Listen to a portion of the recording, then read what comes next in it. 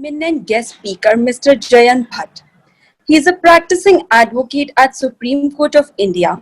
He holds dual Masters of Law from New York University, United States and National University of Singapore. Today, he will tell us about the active involvement of media in investigating a case and while doing so, how the media tends to cross the thin line between bringing out facts and conducting its own trial. The topic for today's webinar is Media Trial versus Judicial Trial. I welcome him on behalf of Amity Legal Aid Cell Noida and Law and Equity. Now, he will further tell us more on this topic. All of you are requested to keep your mics on mute during the session. Thank you. Thank you so much, ma'am, for having me. I hope I'm both visible and audible because that's the first question people ask in COVID times. If there is no confusion regarding my visibility and audibility, then I must proceed with the matter. That's very perfectly fine. Right. So the topic for the day is very interesting. It's judicial trial versus media trial and how they are different, if at all. So look, the law mandates that judiciary is a creature of the Constitution. And once they're created, the trial, the appeals and any judicial proceedings which have to take place in accordance with law. Unfortunately for media, though they have made their own courts more so in the recent times, they lack the constitutional mandate, the will and the exercise to pass an acquittal or a conviction order. So in that light, it's the real or the fair trial which has to take place. Now, where does media trial help? I'm not going to say that media trials are all bad because we have seen over the years that some of the media trials, either whether through sting operations or through a good probing journalism, have also proved to be quite fruitful in assisting and enabling the court to come to a logical conclusion of giving a proper verdict. So we have to see that is media trial defined anywhere? The frank answer is no, it's not been defined anywhere, but the meaning has been interpreted time and again by various courts of the country, and Supreme Court as a matter of fact went on to define media trial in the case of Anand versus Registrar. It's 2009 8 SCC 106 case where the Supreme Court went on to say that trial by media means the impact of television and newspaper coverage on a person's reputation by creating a widespread perception of guilt regardless of any verdict of the court of law. So it is as simple as that. You do not have a mandate, you do not have a stamp, you do not have an authority or any lawful authority to convict a person, but then people do it. Also, under the Universal Declaration of Human Rights, anyone who is charged with a criminal offense is entitled to a fair trial and has the right to be presumed innocent until proven guilty in a court of law. It is precisely this right that the trial by the media impinges upon, and the Supreme Court of India has recognized the right of fair trial as a part of fundamental right of citizens to equality and life and personal liberty, which are enunciated under Article 21 and Article 14 of the Constitution. And also, if somebody thinks that these rights are being impinged, then under Article 32 and under Article 226 of the Constitution of India, which is actually the writ jurisdiction, the Supreme Court or any High Court of the country can respectively issue writs against the state for enforcement of these fundamental rights. Now, how do you go about defending your own right when you are subjected to media trial? We have seen the current case of Mr. Sushant Singh Rajput, where I think almost everybody from Bollywood has now been roped in. I was reading the newspaper this morning where I saw that Deepika Padukone, Sara Ali Khan, I think one more actress, they have been summoned by the NCB. And Riya Chakrabarti is also behind bars. Unfortunately, not for the murder or suicide allegation so much, but for drug usage. So the case started on one pedestal and has now gone on to the other pedestal, which shows how flimsy and fickle can media trials tend to be. And that is something that we have to be very careful about. What are the rights available to a person? That's the first question that one must ask. If you are being framed, if you are somebody famous and you are being framed by the media trial, then there are a few things that you must keep in mind, that you have your defense against a media trial, and that is called the law of defamation or the defense under the defamation law. So there are two types by which you can exercise this. Under the law of torts or civil law, as we may call it, you have the the recourse of filing a civil defamation suit in a court of law by asking for a gag order or for an injunction. Alternatively, under the criminal law, under IPC, under section 499 and 500, where criminal defamation is defined, you can also file a case for criminal defamation against media houses or against a journalist, against TV anchors, if you think what they are telling the people in general is false and going to tarnish or damage your reputation. Now, what are the examples of defamation suits against media? The latest example is where Mr. Shashi Tharoor, just obtained a gag order against Arnab Goswami, Republic Channel TV, where Delhi High Court, sought reply from Mr. Arnab Goswami on the plea which was filed by Mr. Shashi Tharoor, stopping Republic Channel from misrepresenting the death of his wife, which is Nanda Pushkar. And the High Court said that both Mr. Goswami and Republic Channel must respect Mr. Shashi Tharoor's right to silence. And while hearing the case, Justice Manmohan, who was apprised of the matter, opined that Mr. Goswami, as well as his news channel, are allowed to put up stories conveying the facts concerning the investigation of the death of Tharoor's wife, but they must not call him a criminal, and that is paramount. You may run a report neutrally, but you can't start calling people criminal, and by way of that start weighing a popular public perception that a person has committed a particular crime, especially when the case is sub judice. So I think the Delhi High Court rightly hauled him up, and that should be an example for other media houses also to follow. I think a long time ago, I don't know if you know it, you must have been, most of the young audience today must have been in school back then, but I was in law school, and one case which grabbed our attention was R.K. Anand's case, which was basically the hit and run by Sanjeev Nanda, the BMW hit and run case, as it used to be called. And in that case, though there was a sting operation, if I'm not correct, I think either by NDTV or by the Star TV network. So they did a sting operation by which they said that there has been collusion between the public prosecutor and the defense lawyer, and that was brought into the limelight. And though the outcome was quite unsavory in terms of two eminent lawyers losing their seniority, the Delhi High Court, while expressing displeasure on the sting operation, said that while a matter is already sub judice, it's already pending before the trial court's apprised of the matter, the trials are going on. What was the need of creating a sting operation? You are harming and tarnishing the reputation of judiciary. You could have reported this to the judge. The judges would have definitely taken this, on course. By doing this, you are putting, a bad light, a bad image on all the lawyers, all together before the country, and that is not good. Another case, I think, in which the court also, gave their opinion on media trial was the state of Maharashtra versus Rajendra Jamwal Gandhi. The citation is 1997, 8 SEC, page number 386. And in this, the Supreme Court said, that they agreed with the High Court that great harm had been caused to the girl by unnecessary publicity and by taking out the morcha by the public. And even the case had to be transferred from one place called Kolhapur in Maharashtra to Satara, under the order of the court. So, there is complete, so there is not complete lawlessness while putting the case to trial. So all these cases have seen the wrath of the court on the media houses on how public can make somebody look monstrous before public, and that is not right. The whole idea of having a judicial setup, the whole idea of having a trial, the whole idea of a police investigation, the idea of how a trial is conducted, how examination in chief and cross examinations are done, is a time-tested process. If media has any other better process to tell the court, they're free to do that. But having said that, most of the time it is seen that media, out of their zest or maybe to increase their TRPs, they tend to witch hunt or manhunt after certain individuals, and that is wrong. Not only are you invading the privacy of people, which is sacrosanct, you are also making a mockery of their life, and making them look bad in the eye of the public at large, even if they have done no wrong.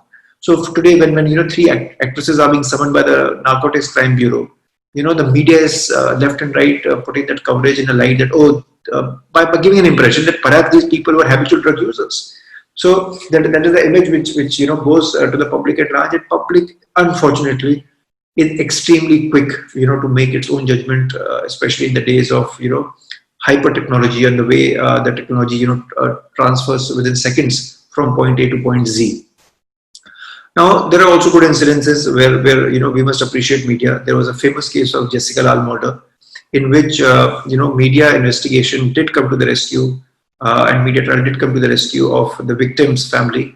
because the trial court had eventually acquitted Manu Sharma, and he was subsequently, under the fast track trial of the fast track appeal adjudication by the High Court, and then which was later subsequently also affirmed by the Supreme Court. He was convicted of his crime, where he had killed Jessica Lal in a particular bar. The other case was the Priyadarshini Mattu case, in which the son of Inspector General, or I think a Director General, I'm not recalling the position in I think the police. He used to stalk a lady, colleague who was, I think they were both pursuing LLB from Delhi University, and she was brutally murdered by him. And because of good media pressure in this particular case, justice was rendered to the family. Again, the trial court had acquitted in this, and High Court and Supreme Court had subsequently convicted the person in this matter, Mr. Santosh Singh. The other, I think, case, the famous case which you all know, is the Nirbhaya case, where the media was very active, and because of adequate media pressure, I would say there was a good fast-track trial which was conducted in the Delhi district courts, and from trial court to High Court there was concurrent conviction. And as a matter of media pressure, as a matter of public pressure, we also saw the criminal law reforms so far as crime against women is concerned, and heinous crimes are concerned. So a lot of cascading effect by the commission which was formulated. A good cascading effect was seen pursuant to the ghastly attack on Nirbhaya. But I think what had also happened, if my memory serves me correctly, during the Nirbhaya trial, is that I'm not sure if it was a media channel or a newspaper or some source which had disclosed the real name of the victim of the crime, and that was condemned by the court of law, saying that especially under crime of 376, under the crime of rape laws, you have to maintain the sanctity and privacy of the person who has been subjected to crime. You cannot divulge their name in the public, because that will have an adverse societal impact on their privacy, on their reputation, and it will be tough for the family to recover out of that. Now, having said that, it's also important to ask ourselves, is media trial actually a fair trial? Taking example of Sushant Singh Rajput's case, which is in the limelight of late. Look, media channels have been running this news almost 24/7, and I think the first leg of the argument was that Sushant must get justice, and because of that, the media had this agenda where they very zealously started covering everything and everyone. And then I think the voices were that Mumbai police is not doing an adequate job of the investigation. Why don't we hand it over to CBI? While this was going on, I think the FIR was lodged in the state of Bihar, in which the Bihar police also jumped into the bandwagon. As that happened, there was some, I think, underlying politics between Mumbai police and Bihar police, which media said, that Mumbai police is being an impediment to the Bihar police and not helping them in investigation. And then eventually the Supreme Court had to step in, and under Article 142 and the power vested with them under the Constitution, they said they are transferring the matter to CBI. Let CBI take charge. Now, once CBI has taken charge, the next agenda of the media houses has become Riya Chakraborty, what she's doing. They have been flocking her household, troubling her. I've seen some disturbing media footages and coverage on both print and regular media channels, where all the people, especially in these Corona times, are holding her, trying to push the mic on her face, trying to get a comment out of her. So this is, these things leave a very bad taste in the long run, because look, not only is she a lady under trial, she is only an accused. She is not a convict. She may or may not be a person who may have perpetrated the crime, but that is something a judicial trial will determine once an investigation is complete, once all the evidences are collected, once all the witnesses in the cases are assembled by the prosecution, and then finally when the charge sheet is filed before the court, the charge sheet and then the trial thereafter will determine whether a person is guilty or not. So in the absence of all this, I think most of the media trial, what I'm seeing these days, is an out-and-out violation of Article 19 and Article 21 of the Constitution of India, and it's an extremely, extremely sorry scene. Having said that, I must now encourage all of you and the audience, here, to please feel free to ask me your doubts, your queries, your questions, so we can make the session a little more interactive. So, my monologue doesn't bore you. I have discussed certain cases and case laws with you. I have discussed what the concept of media trial versus the actual trial is. So, I would welcome comments and questions and from the audience. So, back to the host here. And I'm ready and willing to answer the questions that all of you may have. Good evening, sir and audience. First of all, I thank you for explaining to us the whole concept of media trial versus judicial trial. It was truly informative. Now I request you to answer a few questions on behalf of the audience. My first question to you is, seeing the current scenario, how is media held accountable for defaming the person in question without any legal decision? So there are two things. I think one, the media has to be neutral. What the media has become, they have become very lopsided. So you cannot be a judge, jury, in your own case. So I think the media circus needs to be stopped. The people who are being targeted need to go to court and get a gag order against them. I just give an example of Shashi Tharoor obtaining order against Public TV. Similarly, I remember that a senior lawyer has also obtained gag order against all the media houses a few years ago when there was a sting operation, and there were allegations leveled against him on his private life. He had obtained gag order. And people can file defamation, civil suit and criminal suit, and that's the right way to do. So I would say that you have to devise a correct legal strategy. You have to tell your lawyers, you have to request your lawyers to quickly prepare a defense for you, so that before the media tarnishes your image further, you must be in a balanced position to counter all the allegations which are coming your way. Right or wrong, that's a secondary question. The first question is your reputation is at stake, and that needs to be safeguarded. So my next question to you is, what legal actions can be taken against a media trial? So as I said, madam, civil defamation under the law of torts, you can file a civil suit. And for a criminal matter under section 499, section 500 of Indian Penal Code, or as we call IPC, you can get a FIR registered or file a criminal complaint directly before a magistrate's court. So that's a quicker recourse, because sometimes, police authorities and police investigations take time in getting the ball rolling. Okay, so next question is, are media trials infringing the right to privacy of a person? Absolutely, madam. I'm sorry to say, but media houses have, no sense of how, when they're impinging somebody's privacy. All of you would have seen how Rhea Chakrabarti's house has been invaded. And now the other famous actresses who are also in the limelight, all these paparazzis or media people are going to be after them. I'm not saying it's wrong to give information to the public, but it has to be done in a manner which is respectable. So respect has gone out of the window for some reason.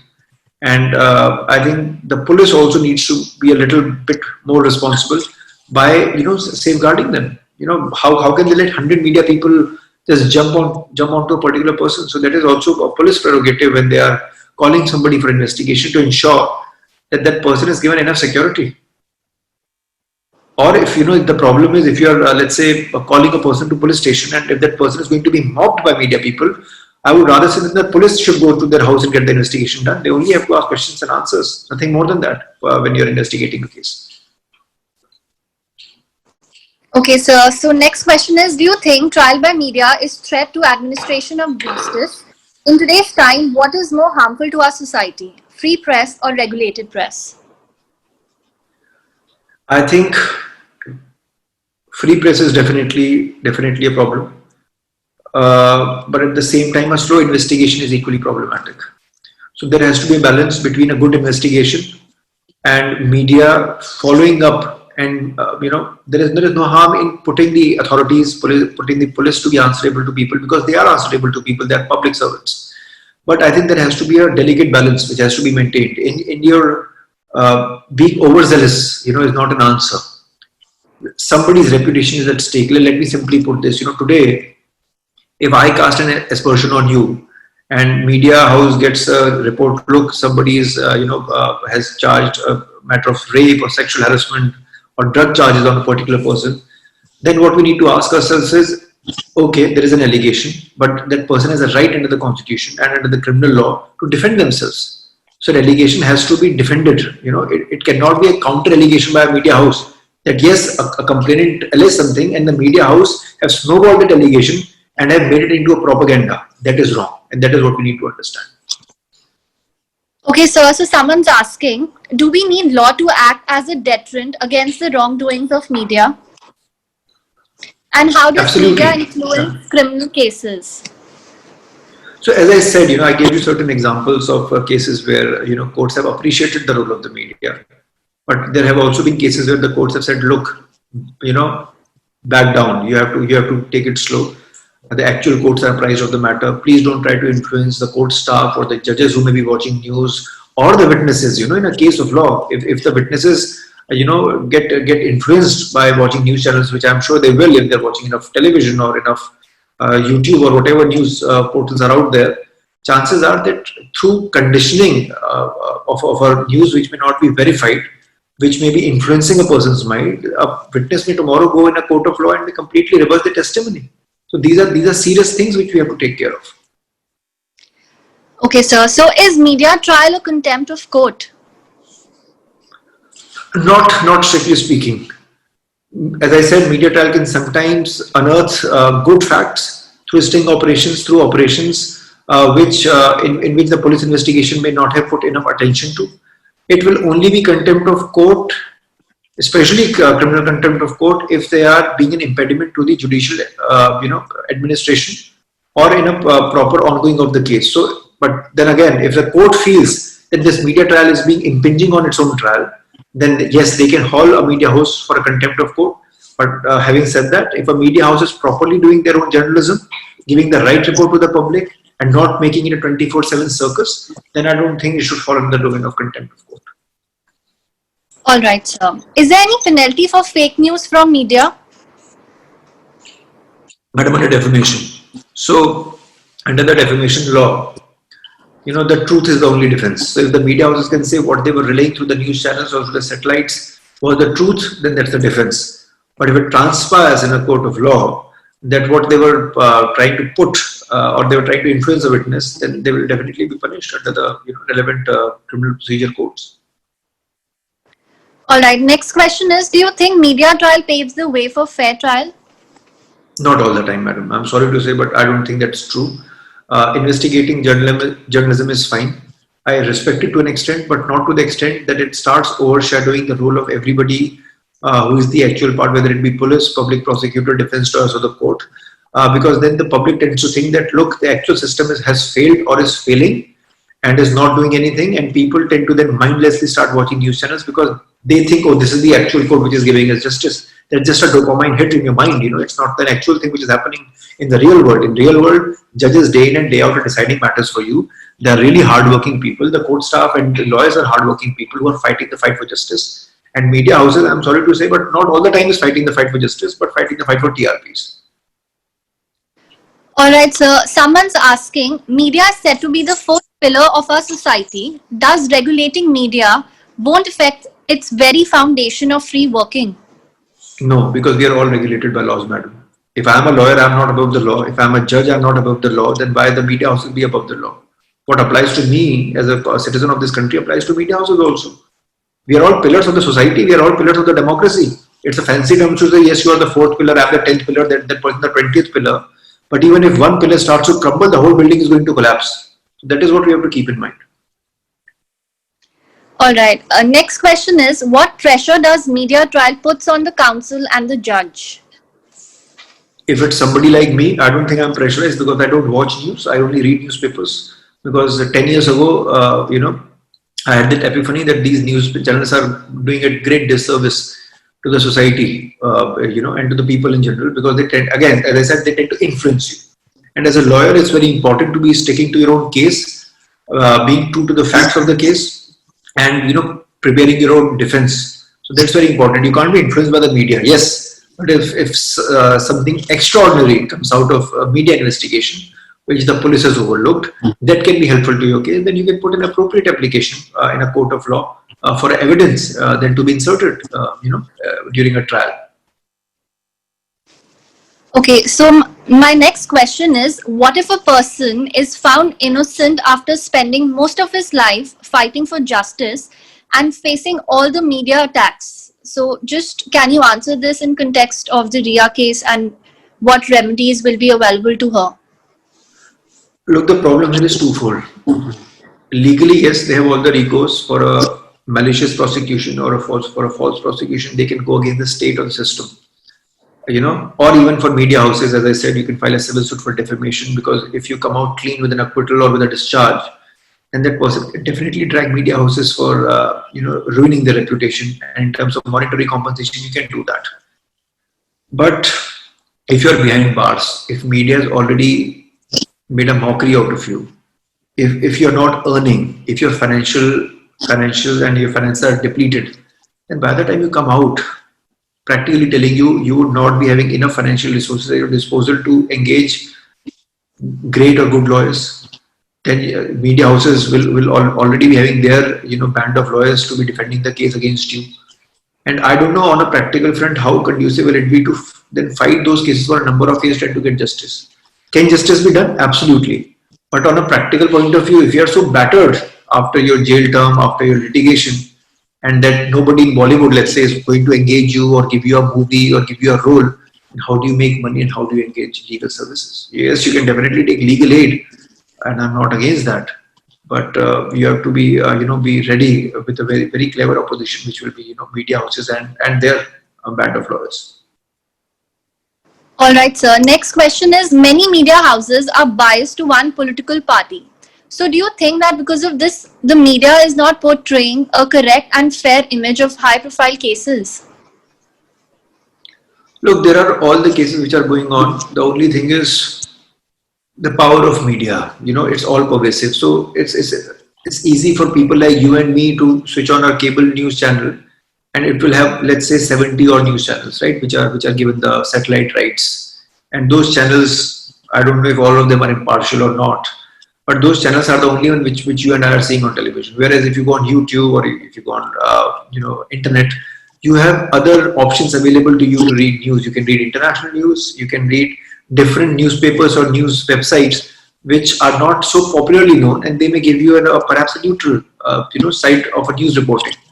So I think that is very important. People be made aware of fake news against real news. People need to be, I think, and the Press Council of India also needs to step in, tightening the news on the rampant, what we call news these days, to not be going 24/7. Look, we are a huge country with too many issues, and Sushant Singh Rajput's case is not the only criminal case in this country. With all due respect, I'm saying this to a person who is deceased, but there are so many other cases going on in so many parts of the country that also needs to be taken care of. There are also other issues on the criminal side and criminal justice system, policing reforms, other things which have to be debated, deliberated and discussed on national news channels. Unfortunately, that is not being done. One case is made into an agenda for a 7 week or even for months, and people then start thinking that this is the only case which is charging the country, and that is wrong.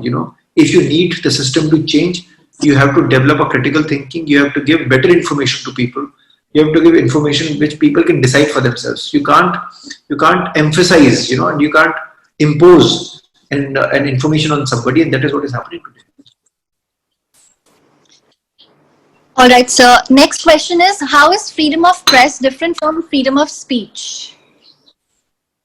Madam, same thing. Everything is dependent on the Constitution. And when we speak of fundamental rights, what applies to me, as I said earlier, applies to you, applies to a media house. So when we say fundamental rights, it is all pervasive. What is Constitution for a company is the Constitution for an individual, is the Constitution for the government. Nobody is above the Constitution, or nobody is above the law. So law is equal for everybody. Today, for example, let me just quickly divert from the topic and take Mr. Prashant Bhushan's case. He tweeted, and then he was convicted for contempt of court. Now, as a practicing lawyer, he is not above the law, and the court made sure of that. Similarly, when Delhi High Court tells Arnab Goswami, look, don't say that a person is criminal when a case is pending, is respecting everybody's fundamental right equally. And that is what we need to understand. Arnab Goswami's fundamental right is not here, and Shashi Tharoor's right is not here. They are here. They are equal. And that is what we need to understand. All right, so someone's asking, throw light on media's role in the plight of migrant workers. Yes, madam. As I said, media is not always bad. They covered. There was a good coverage where they show the plight of the migrant workers and how they were traveling and where they were going. I saw some interviews where media also was saying, "Why are you on foot? How much distance do you have to cover?" So, having done that, the next logical step would have been, you have covered the plight of the migrant worker. but did you go to the respective nakas, chowkis, SDM offices to ensure what the state government or what the local government is supposed to do? Was that done? I don't think I saw that. I only saw the migrants, traveling. But the next logical step, and it is a burden on the media houses also, that okay, you are covering a person, but what are you doing to help that person? Are you then going to the particular government of the state or of a zilla or of a taluka to ensure that these migrants are helped? So there has to be a follow-up. You just cannot give one piece of news and let the nation enrage about it. Enragement is not a solution. You have to find a solution, especially as a lawyer, especially as people of civil society. We have to find solutions for people who are grappling with issues. Migrants are poor people. Most of them may not be literate also. They may not be aware of their rights. They may not be aware of the laws. So then you have to start, asking the authorities the right questions that, look, migrants are going from point A to point Z of this country, traveling through various borders. What are the solutions and what are the, things you are doing for them? So the right questions need to be asked by the media. All right, so my last question to you is, due to media influence in Priyanka Reddy rape case, accused were killed in a police encounter. While they were in the custody, do you think the action was right? Madam, look, whatever the police does while accused are in the police custody, it's questionable. We have to get out of this culture of hero or heroine worshipping. We tend to worship a lot of people who are very famous, on social media or on Bollywood or in other spheres of life. We have to be very critical. As lawyers, especially, you have to be critical of a lot of things. And by critical, I do not mean negative. By critical, I mean we have to be inquisitive. We have to ask the right questions. What is the role of media is also a role of a good lawyer. You have to ask the right question to a witness when you are cross-examining somebody. Similarly, if police is doing something wrong, you have to question, was the police within the power to do that? Was the act done lawful or unlawful? Were they transgressing a particular law which would not allow them to do that? So all these questions need to be asked and people need to be held responsible. And that can only be done when we have, and I keep telling this to people, when we'll have more courtrooms, when we'll have more fundings to the court, when the VCs that we are doing today will become a norm of the day for a faster and a more accessible justice to the people of this country. And that is, I think, what we need to do. But tell me this, I don't know if you have seen it because I haven't seen it.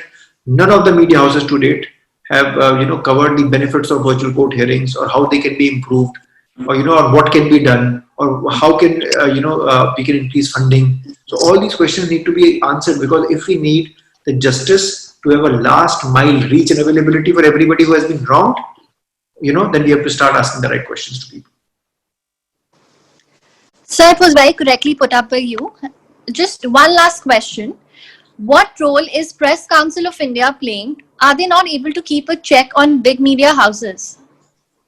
Madam, it looks like they have failed in their duty, at least, so far as my limited knowledge goes.